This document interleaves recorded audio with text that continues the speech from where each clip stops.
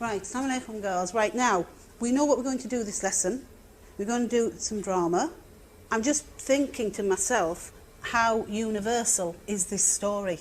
Like back then, everything was according to the family, you got to obey them. This is Madani High School, an all-Muslim secondary school in Leicester, and one of 11 Muslim faith schools now in the state system. I've come to see firsthand how faith and education mix. This school gets good results, and many of the girls here hope to become the next generation of lawyers, doctors and teachers. Faith schools are sometimes accused of closing children's minds down by teaching them this is the one true faith, and you get your truth from Holy Scripture rather than from opening your mind to the world. Well, there's slightly a misunderstanding from those who think that way. If you come to our school and if you look at our lessons, they're very much open minds, thinking critically, understanding the world in a very critical fashion. Like all state schools, they teach national curriculum science here. But like many faith schools, they supplement this with religious lessons that they control and which are not subject to Ofsted inspection. In our school, when our teachers tell us stuff like teacher stuff, it's like whether it's up to us whether we believe it or not. The teachers do not disrespect our decision. Everybody has a right to their own decision at the end of the day. Yes.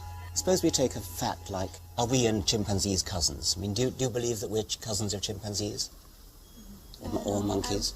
No, I wouldn't think so. What do your perhaps we have a science teacher? Have we? What do you teach about that? Well, yeah, we learn about in the curriculum because that's what we follow. We teach them the theory of evolution, but then I do tell them we in Islam our opinion about it, and the girls also have their own opinion and ask questions. So, Mr., do we really come from chimpanzees? But they all have their own opinions for that, and then come to their own decision, which every single one of them realise that actually we didn't, because we believe differently. Every single one of them comes to the conclusion that we did not evolve. Yeah. Everybody in your science class, everybody in the school comes to that conclusion. Well, in my class, yes, they did. How many is that? I mean, well, I teach 60 year 10 students, so right. 60 of them. And all 60 of them end up rejecting evolution. Yes, because obviously they have their beliefs, which is Islam.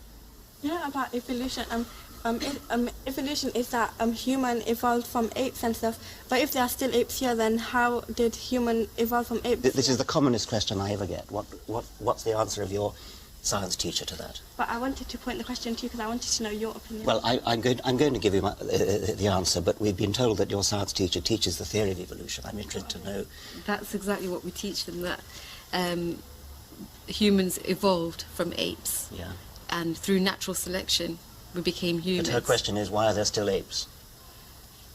Well, I'll tell you why there are still apes. Firstly, we are not just evolved from apes, we are apes. And when animals evolve from other animals, it's not that they supersede them. It's not that we've evolved from chimpanzees. Chimpanzees and we have evolved from a shared ancestor who lived about 6 million years ago and who was neither a human nor a chimpanzee. There's a bigger point at stake here than evolution, of course. What's worrying is that a school that says it wants its pupils to be open-minded is, through its religious training, also guiding them to reject factual evidence at the very core of science and rational thought. Where does that lead? The school's job is to provide all the information. It is up to the individuals to see what they believe and what they don't believe. So I'd like to leave the choices to these young people. Yes, so you think that matters of scientific fact are a matter of personal choice based on traditional faith? Well, none of the reports that I've read says that evolution is a scientific fact. Just as there's a scientific theory which says evolution is there, there's another perspective, from a faith perspective, that says, no, God created all human beings. But I hope you'll see that from our young people, evolution is only one small thing in their lives, and probably an insignificant thing in their lives. It's not a small thing in the life of a science teacher. She will teach children things which are contrary to the entire scientific community. Now, that's not a small thing, that's actually quite a large thing. If science says one thing and the Quran says the other, who do you go with? Well, I'd like to believe that because science, scientific knowledge and Quran are essentially from the same creator, there won't be a conflict. The conflict will probably arise in our understanding of those facts. Well, that sounds reasonable to me. My advice, if you pardon me for offering advice, it would be, you are never going to win the fight against evolution. It is a fact.